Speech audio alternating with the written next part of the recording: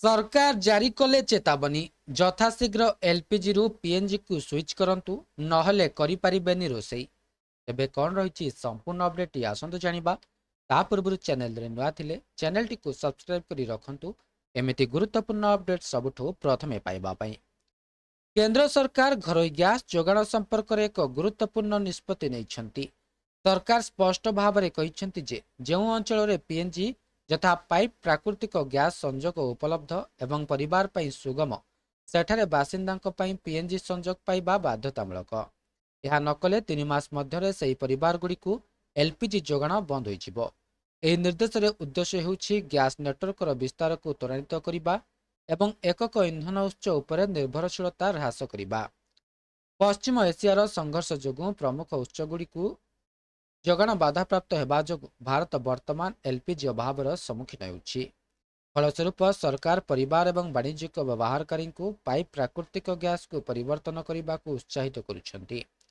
PNG सीधासलख रोषेई घर burner को pipeline माध्यम निरंतर जोगाण कराए जहाद्वारा रिफिल बुक कर आवश्यकता दूर हुए। तेबे पेट्रोल एवं प्राकृतिक गैस मंत्रालय प्राकृतिक गैस एवं पेट्रोलियम उत्पाद बंटन निर्देश 2026 जारी करिछि।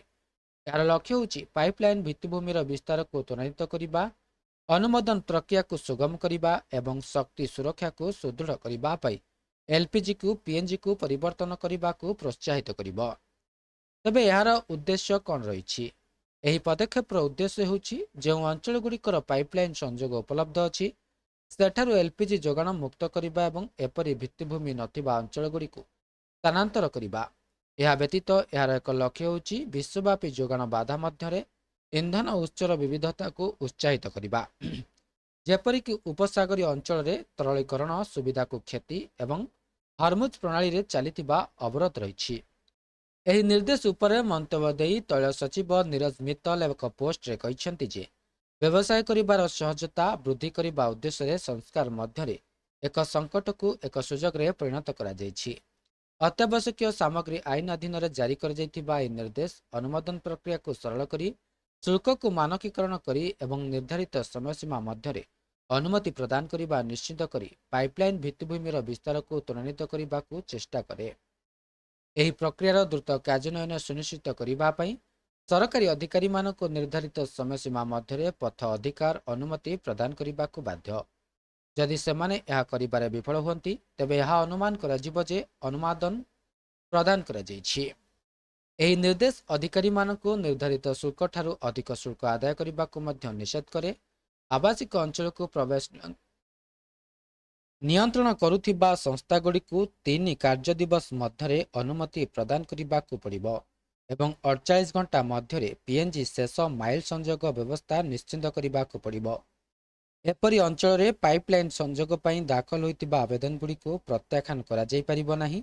यह व्यतीत आदेश रे उल्लेख करा जायछि जे निर्दिष्ट अधिकारी मानक जमी प्रवेश संपर्कित विवाद समाधान करने एवं आवश्यक स्थले पथ अधिकार प्रदान करने एक सिविल कोर्ट परी क्षमता प्रदान करा जिवो।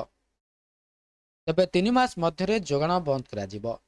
जदि एक हाउसिंग कम्प्लेक्स परिचालना करुथिबा संस्थागुड़िक घरे पीएनजी पहुंचाइबा पई पाइपलाइन बिछाइबा पई पथ अधिकार किंबा व्यवहार पई अनुमति प्रदान करिबारे विफल हुंती तेबे सेमानकु एक नोटिस जारी करा जिवो।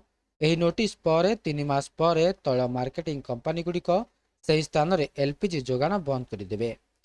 आदेश सही अंचल रे गैस जोगाण पाइपलाइन बिछाइबा पई दायी अधिकृत संस्था ठारू नोटिस पाइबा सत्वे पीएनजी संजोग पई आवेदन किंबा प्राप्त करिबारे विफल हेले परिणाम किपरि हेबो ताहा मध्य वर्णना करा जायछि। आदेश रे कहा जायछि नोटिस पाइबा तारिखरु 3 मास मध्य एपरि ठिकाना रे एलपीजी जोगाण संपूर्ण बंद करा जिवो। आदेश रे आहुरी स्पष्ट करा जायछि जे पर्यंत अधिकृत संस्था नो आपत्ति प्रमाणपत्र यथा एनओसी जारी न करे जहाँ प्रमाणित करे जे वैषयिक कारण जोगु से निर्दिष्ट परिवार को पाइपलाइन माध्यम रे गैस पहुंचाइबा संभव नुहे ते पर्यंत अधिकृत संस्था एपरि वैषयिक प्रतिबंधक किंबा असंभवतार कारण गुड़िकर एक रेकर्ड रखिबा आवश्यक। जेतेबेले संस्था पई एपरि परिवार को पाइपलाइन माध्यम रे गैस पहुंचाइबा एवं सेवा आरंभ करिबा वैषयिक भाव में संभव हेबो सेतेबेले एहा पूर्वरु जारी कर जायतिबा एनओसी प्रत्याहार करिबो। तबे एहा थला संपूर्ण अपडेट। ଭିଡ଼ିଓଟି ଭଲ ଲାଗିଥିଲେ ଭିଡ଼ିଓଟିକୁ ଲାଇକ୍ କରନ୍ତୁ, ସେୟାର କରନ୍ତୁ ଏବଂ ଚ୍ୟାନେଲଟିକୁ ସବସ୍କ୍ରାଇବ୍ କରିବା ପାଇଁ ଭୁଲନ୍ତୁ ନାହିଁ।